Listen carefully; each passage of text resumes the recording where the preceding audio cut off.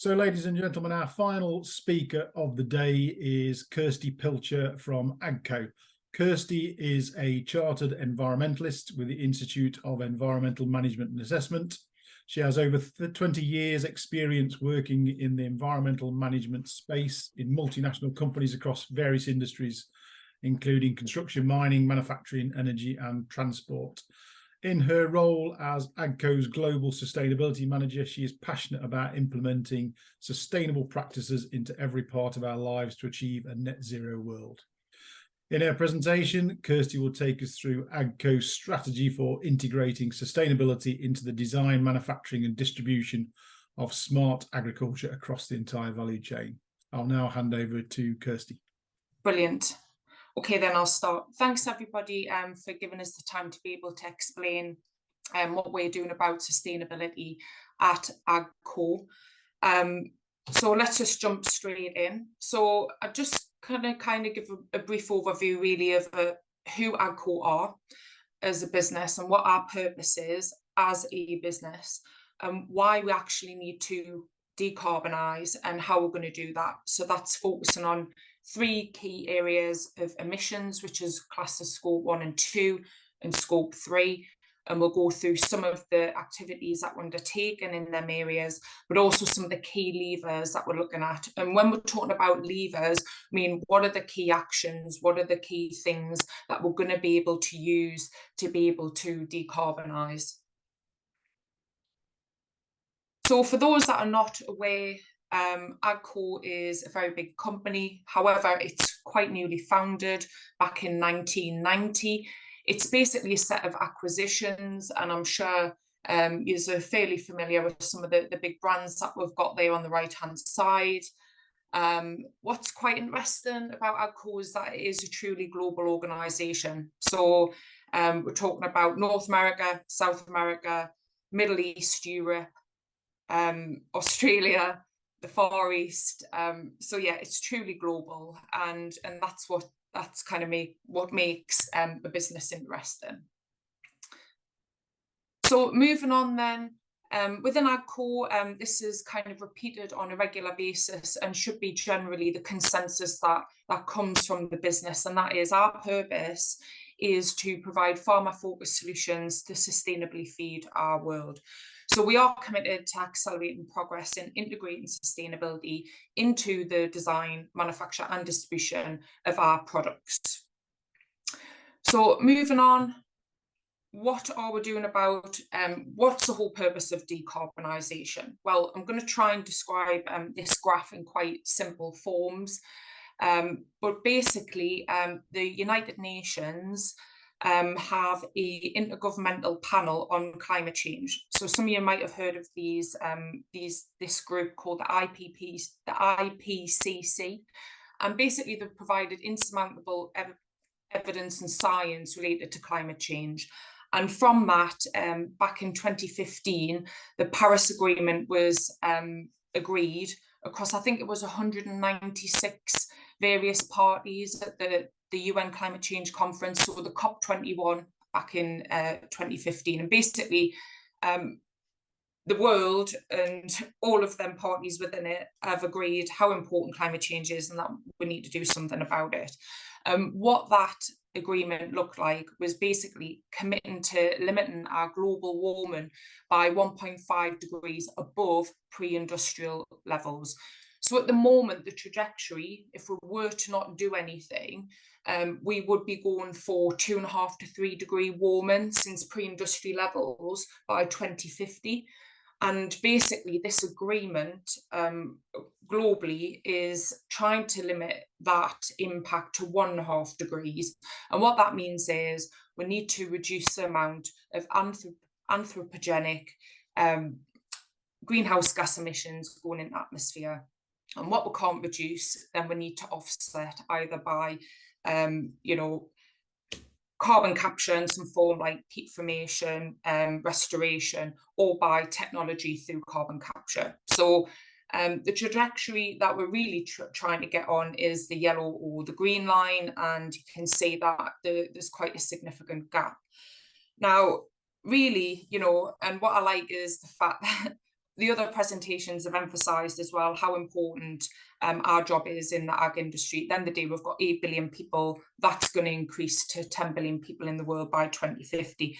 We've got to feed all these people, right?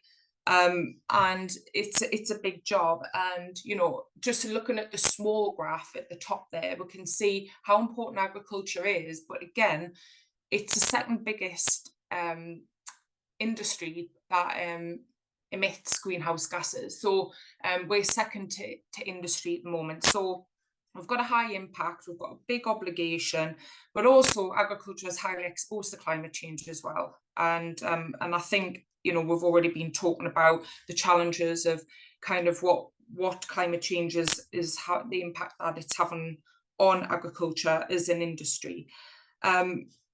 So just moving on. Okay, so kind of this slide follows on from the previous. So we're trying to say why it's important to decarbonise.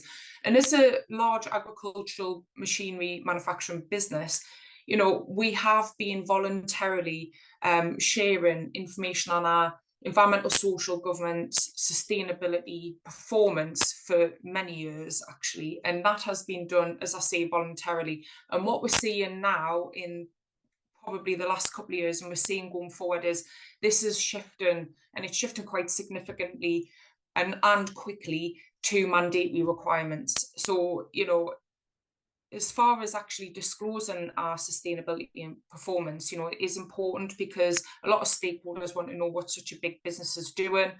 And as well, it's really important for things like investors. So we're already seeing at the moment that investors are taking a preference to companies that are making a commitment to net zero. So basically making a commitment to keeping their emissions to that level of 1.5 degree impact. So, you know, it's starting to impact business decisions, investment, and basically the future of businesses as well. So this isn't going to go away, and if anything, it's only gaining traction. So really just a quick reminder of, you know, the impacts that I think we are aware of, you know, the difference between just 1 or 2 degrees global warming, the impact that it can have on our crop production.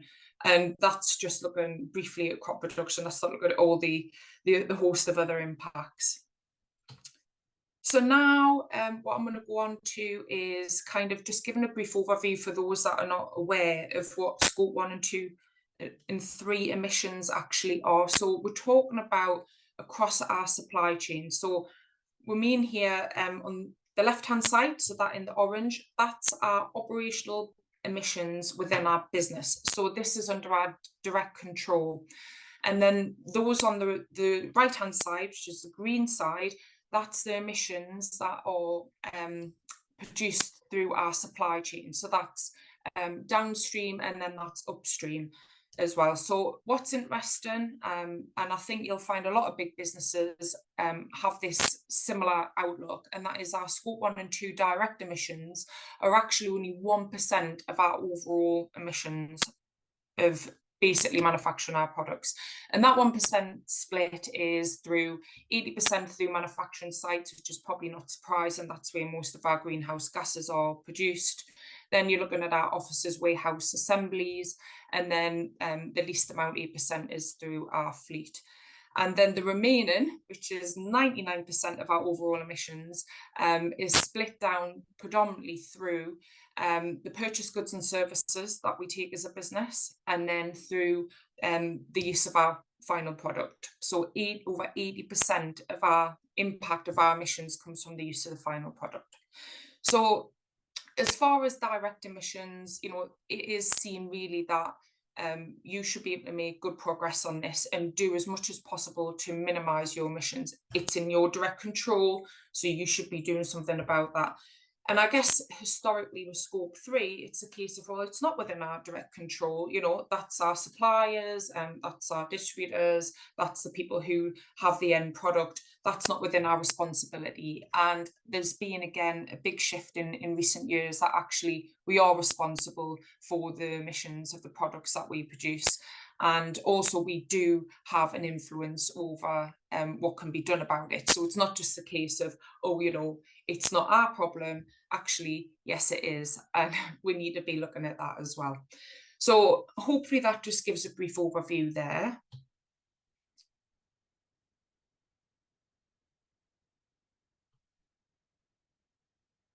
So I'm just checking on which slide I've been actually shown. So this is the slide that I have just been talking a little bit about. So you can see on the orange side that that's our emissions. So you can see less than 1% comes from direct fuel consumption through, say, manufacturing and also through electricity. And then you can see that the main emissions come from purchased goods and services and use of products. Sorry, I think I kind of slightly got ahead of myself for that. So moving on to the next slide. So we can see here within our direct control, our scope 1 and 2 emissions, we have actually made some good traction in recent years. And you can see that we've reduced our greenhouse gas emission intensity, overall 10% reduction in energy intensity. And we've also been increasing the amount of renewable electricity and energy that we've been using as a business. Just one second. Okay, so currently as a business, we are reviewing short-term and longer-term targets aligned, net zero aligned for 2050. So what I mean by that is we've been talking about net zero, about this need to stay within 1.5 degrees global warming. And as a business, we are literally defining our roadmaps now, which I'll talk a bit more about in the coming slides, of what we are actually going to do for scope 1 and 2 and what we're going to do for scope 3. So just as a reminder, what is net zero? It's a target of completely negating the amount of greenhouse gases produced by human activity to be achieved by reducing emissions and implementing methods of absorbing carbon dioxide from the atmosphere. So what I kind of want to make clear really is AGCO does have a long-term ambition level to be aligned with reducing emissions to net zero by 2050. So just going to go into a bit more detail, starting with our direct emissions in scope 1 and 2, just a reminder of what they are on the left-hand side.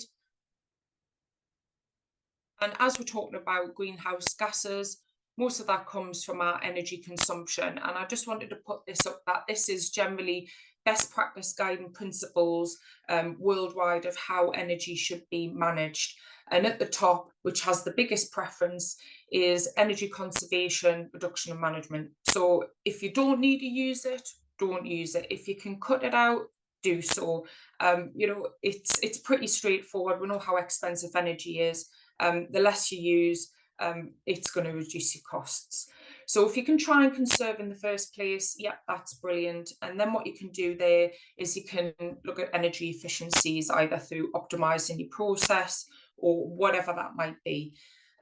Following on from that, kind of the next level is looking at renewable energy options. And again, we'll talk a bit more about this. So you can go for on-site, so that could be installing solar PV, biomass. Then you've got off-site options, which tend to be renewable procurement options.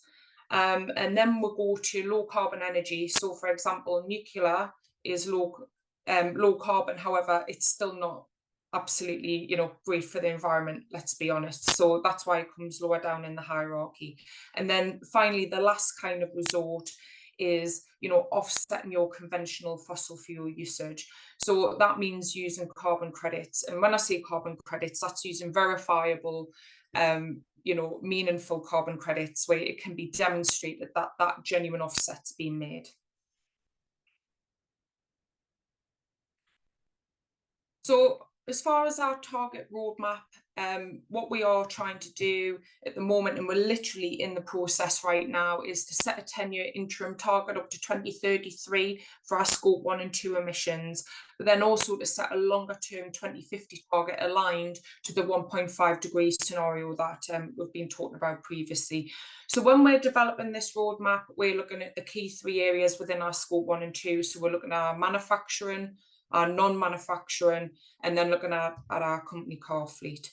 And again, we're looking at the potential levers, so the things that we can do, looking realistically what kind of costs this is going to be, and also the feasibility as well of these levers. You know, it's a highly complex market that we're working in. And again, I'll talk about some of it in the next few slides about, you know, feasibility isn't just about, you know, how much money you will invest. It can be very complicated. And as part of our roadmap, really, it's continuing our active engagement across our sites as well. You know, you're looking at, we've got 130 sites worldwide. You know, it's not just about a corporate sustainability team and what they're doing, it's about working with all the people across them sites and across all the different functions as well. So really this roadmap, it's about pulling together all of our efforts across energy conservation, efficiency and renewable energy. And, you know, as we know the importance of this topic, we expect to have an output on this by the end of January, and it's going to be quite exciting to see what this roadmap's actually going to look like, and the potential shifts within the business to be able to accommodate that.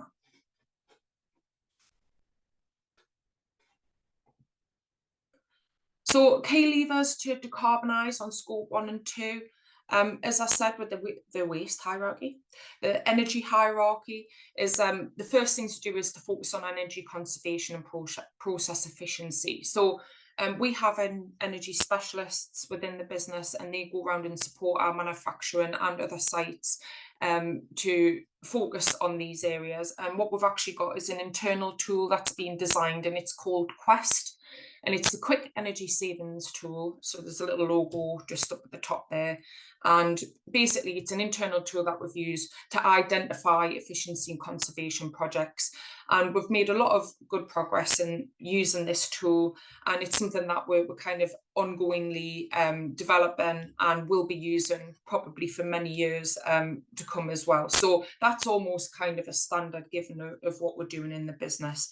Other things we're looking at are, you know, a little bit more interesting. So looking at renewable energy. So we do actually have on-site generation in a number of our manufacturing plants for solar PV.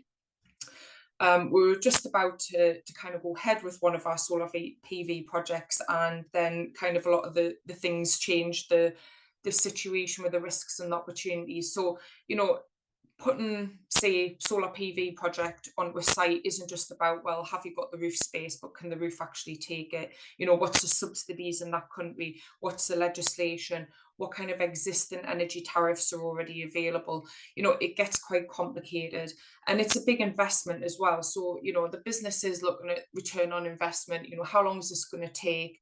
And, you know, we've went from 12 years to now all of a sudden it's going to be 18, 20-year payback. So, you know, that requires revisiting and re-examining by the business, because, you know, that's a big investment that's going to take a long time to get the payback. So as I say, you know, feasibility of these renewable energy projects is really important, and that's something that will be ongoing. Actually, one good thing that we've done, another good thing that we've done is we have just invested $2 million in ground source heat pumps at one of our largest German manufacturing sites in Germany. And that's brilliant, because it means that the hot water supply can then be delivered through this ground source heat pump, and it basically means we're electrifying, but it also means that we are becoming more energy independent as well, because I think, you know, we're seeing another issue around energy, and that's security of supply and ensuring that you can actually get what you need. You know, some of our biggest manufacturing of our machines is done in Germany, and if they've got issues with getting electricity supplies, then, you know, we're in trouble. So again, it's other things, looking at the other risks that are presented as well. So on from that, we can look at renewable energy procurement options. So what we mean by that is things that you can basically purchase. So we can also look at potential levers such as off-site solutions, such as virtual purchase and power purchase agreements. So these are quite interesting. They're normally quite big capex investments done by businesses. And what that means is, you know, a business will invest heavily in a renewable project that could potentially be on the other side of the world. And, you know, that can take a number of years for it to be built and for it actually get into production. So you could be looking at a, you know, 2 to 5 year lead time on that project. But what it does mean is that investing in the future, then you can guarantee an energy price for green or renewable energy. So yes, it's an investment, but it is looking at security in the future. So we are looking at VPPAs within the business. Other things that we can do is we can buy energy attribute certificates. So for the energy that we've already consumed, for example, in 2023, you know, at the end of October, if we haven't used that energy as renewable energy, then it's a bit late. So if it's just come from the normal grey grid, then that's what it is. But what we can potentially do to provide flexibility is we can retrospectively buy these energy attribute certificates that have been internationally recognised and independently assessed as being green and credible. And so really these are seen as a kind of short-term lever to be able to kind of provide flexibility for businesses to help reduce their greenhouse gases, but also to increase their renewable energy. Because as I said, some of these levers are going to take, you know, 5-10 years to come to fruition. So we need to be able to use short-term levers as well to help optimize in that kind of space. And another option there is, you know, going straight to utility suppliers and getting green tariffs kind of straight off the grid. That is more feasible in some countries than others. So actually in the UK, that's quite a good option. But again, you know, out in North America, there's very limited green supply, because ultimately the cost of energy is a lot lower in North America. So basically the drive for renewable energy is basically behind and at a slower pace than, say, what Europe is. So just moving on, kind of talking about all them levers and talking about renewable energy. Again, this is a strategy that's under development. We've made an externally committed target, so that's in the public domain, to have 60% renewable energy use by 2026 within our manufacturing sites. So compared to 2022, we had a year-on-year improvement. We're basically 36%. So we have a gap, and I would say that that's quite a short-term target that we're looking at up to 2026. So, you know, we need to be looking quite seriously at what levers we've got and how we're going to deliver that remaining amount that we have committed to. And one of the things that we're doing is, and it's literally a couple of months in this project, is we're working on a renewable energy opportunity assessment. So basically that is to provide a clear optimal business case and a roadmap for renewable energy procurement. And again, that's taking into consideration all the risks, opportunities and the cost.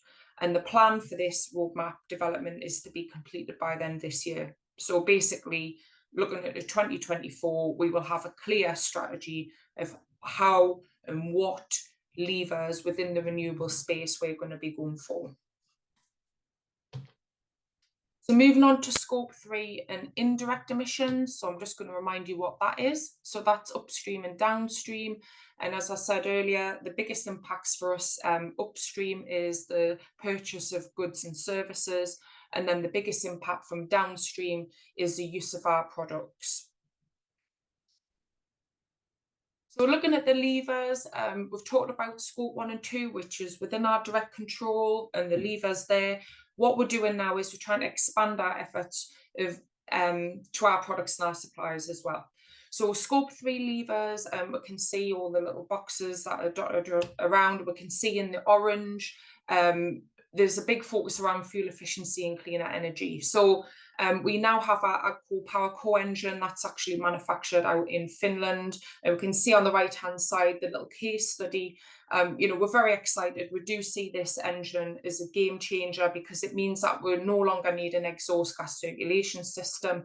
It's also compatible with renewable fuels, which means that we can potentially have 90% less greenhouse emissions coming out the tailpipe.